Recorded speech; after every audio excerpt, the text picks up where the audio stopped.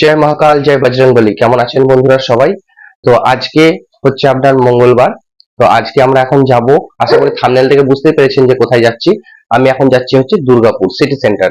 তো চলুন আজকে পুরো জার্নিটা আপনাদের সঙ্গে শেয়ার করব। তো চলুন একদম ডাইরেক্ট আমরা কিন্তু বাস স্ট্যান্ডে গিয়ে আপনাদের সঙ্গে দেখা করছি। তো বন্ধুরা, আমরা এখন চলে এসেছি নবাবহাট বাস স্ট্যান্ড।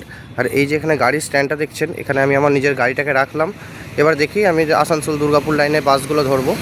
আর এখানে গাড়ি রাখার জন্য কিন্তু দেখুন এখানে 15 টাকা করে দেওয়া হয়। আর সাইকেল হলে হয়তো সাইকেলটা এখানে রাখে না, এখানে গাড়ি রাখে। তো চলুন দেখি কোন বাস এখন পাওয়া যায়। এখন আমরা বাস পেয়ে গেছি, এটা কল্যাণী আসানসোল, 11টার সময় ছাড়বে, প্রায় টাইম হয়েই এসেছে। তো এখানে মনে হয় ভাড়া 70 টাকা করে হয়তো নেবে। বাসে চাপার সঙ্গে সঙ্গেই কিন্তু বাসটি ছেড়ে দিল, কারণ আমি 10:58 বাসে উঠেছি এবং 11টার সময় বাসটির টাইম। এখন বাসটি নবাবহাট বাস স্ট্যান্ড ছেড়ে যাচ্ছে। আর বাস মোটামুটি কিন্তু যেহেতু একটু বেলার দিক হয়ে গেছিলো, বাস মোটামুটি ফাঁকাই ছিল। এখন আমরা পেরোবো নবাবহাট বাস স্ট্যান্ড। এখান থেকে বাসটা ইউটার্ন নিয়ে বাস এবার ধরবে ন্যাশনাল হাইওয়ে 19, যেটা আগে ছিল ন্যাশনাল হাইওয়ে 2।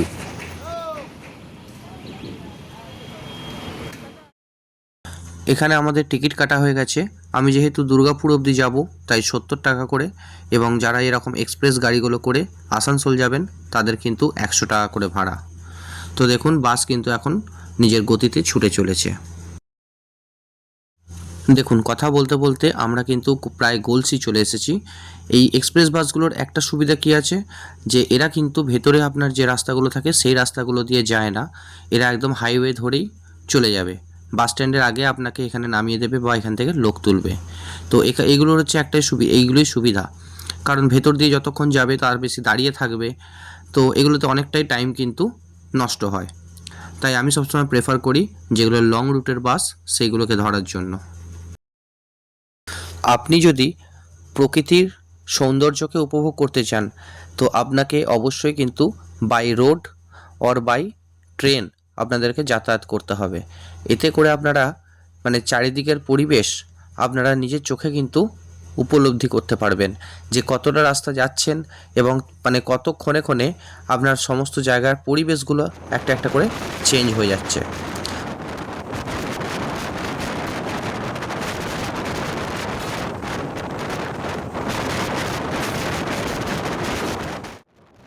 আমরা এখন পানাগড় বাজার ঢুকছি। আর নিচে যে রেল লাইনটি দেখছেন সেটি সোজা চলে যাচ্ছে আসানসোল ধানবাদ হয়ে দিল্লি রুটে। আর এখন আমরা এই বাঁ দিকের যে রাস্তাটি আছে সেটিকে ধরে চলে যাব পানাগড় বাজারের ভেতর দিয়ে, আবার সোজা সামনে গিয়ে আবার হাইওয়ে বাস কিন্তু ধরে নেবে। দুর্গাপুর টোল প্লাজা ঢোকার আগেই আপনারা এখানে এইচপি এবং ইন্ডিয়ান অয়েলের ফিউল স্টেশনগুলি কিন্তু দেখতে পাবেন।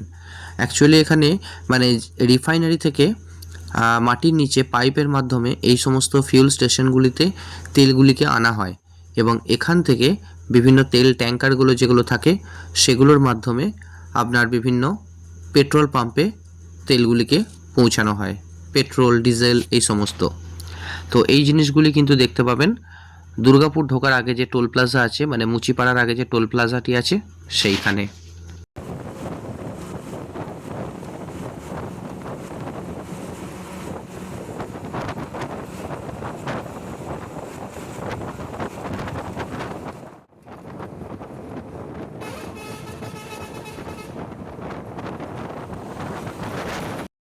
এরপরে আসছে মুচিপাড়া বাস স্ট্যান্ড। এই মুচিপাড়া বাস স্ট্যান্ড থেকেই কিন্তু বাঁ দিকে যে রাস্তাটি আছে সেটি দুর্গাপুর স্টেশন হয়ে বাঁকুড়ার দিকে চলে যায়, আর ডান দিক দিয়ে যে রাস্তাটি আছে সেটি দিয়ে দুর্গাপুর শহরের ভেতরে বিশেষ করে বিধাননগরের দিকে ঢোকা যায়।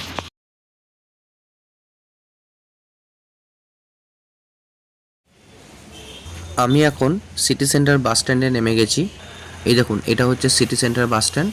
এর ভেতরে ভেতরে যে মানে বাসগুলি দাঁড়িয়ে আছে স্ট্যান্ডের ভেতরে, এবার আমাদেরকে অটো ধরতে হবে। তো সেই হিসাব মতো আমি একটি অটো পেয়ে গেছি। আর দুর্গাপুরের একটা জিনিস আমার খুব ভালো লাগে, যে চারিদিকটা হচ্ছে বেশ সাজানো গোছানো। এই জিনিসটি আমার এখানকার খুব ভালো লাগে।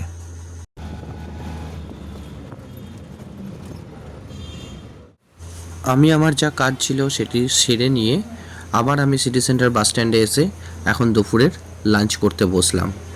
আর লাঞ্চ করা হয়ে গেলেই আমি সঙ্গে সঙ্গেই কিন্তু বর্ধমান আসার জন্য একটি বাস পেয়ে গেলাম। এটাও কিন্তু বর্ধমান যাওয়ার জন্য একটি এক্সপ্রেস মানে সুপার বাস আর কি, যেটি আপনার কালনা অবধি যাবে। হাইওয়েগুলি এখন কিন্তু চওড়া হয়ে যাওয়ার কারণে এগুলি দেখতেও খুব সুন্দর লাগে, সাথে এখানে মানে ভ্রমণ করাটা খুব আনন্দের এবং খুব কমফোর্টেবল হয়ে গেছে এখনকার দিনে। তো বন্ধুরা, আজকের আমাদের এই দুর্গাপুরের ব্লগটি আপনাদের কেমন লেগেছে অবশ্যই কমেন্ট করে জানাতে ভুলবেন না। আর কে কোথা থেকে দেখছেন অবশ্যই কমেন্ট করে জানাবেন। আর যদি ভালো লাগে তো অবশ্যই লাইক করবেন, এবং চ্যানেলে যদি নতুন হয়ে থাকেন তো চ্যানেলটিকে সাবস্ক্রাইব করে দেবেন। তো দেখা হচ্ছে আগামী ভিডিওতে, ততক্ষণের জন্য রাধে রাধে।